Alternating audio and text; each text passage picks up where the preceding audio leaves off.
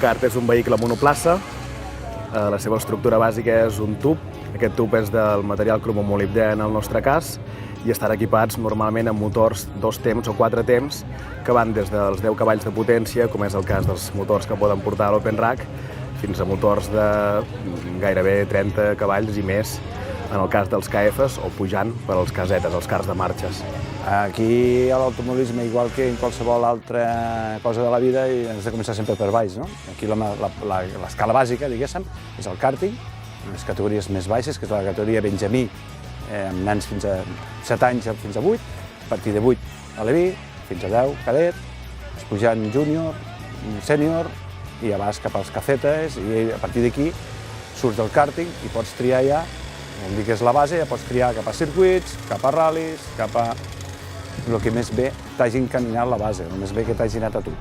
La base és barata, hi ha un pla de formació que és l'Openrack, que és accessible a tothom, que és una aposta que fa la federació, juntament amb d'altres col·laboradors, de que sigui gratuït. Hi ha 2 grups actualment i és la manera d'entrar més fàcil al món de l'automobilisme.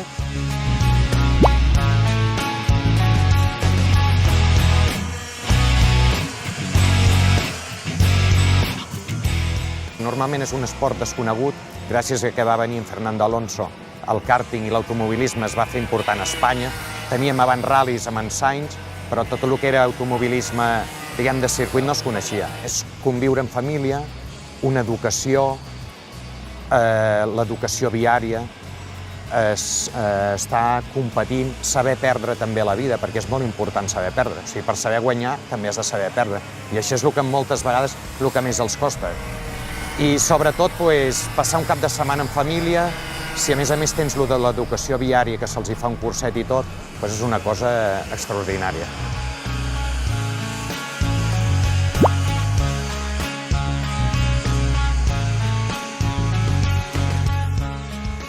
Bueno, la veritat és que m'agrada la velocitat. A vegades em marejo una mica, però m'agrada, així em dóna l'aire i de tot. I també m'agrada molt els circuits que hi ha per aquí. La velocitat no és res, el difícil és traçar les curves bé, perquè a vegades t'obres massa o et tanques massa, llavors et passa.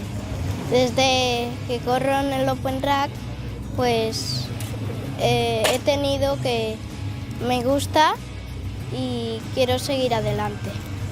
Lo más divertido para mí es adelantar en las carreras.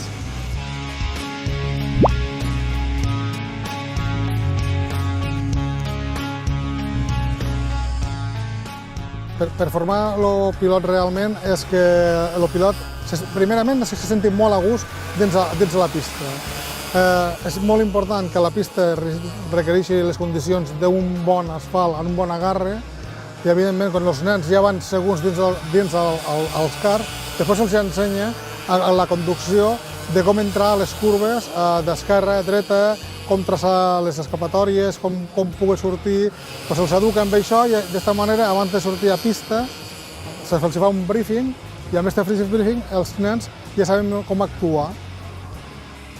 Has d'estar preparat físicament, no amb un excés, però sí has de tindre una mica de fortalesa. Avui tenim calor, a dintre, en compte que porten un mononífug, porten, que hi ha estupit, el casco, el sotacasco, uns guants, unes sabates, o sigui, l'aireació.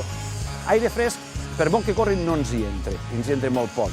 Si no estàs mínimament fresc o preparat, no aguantaràs.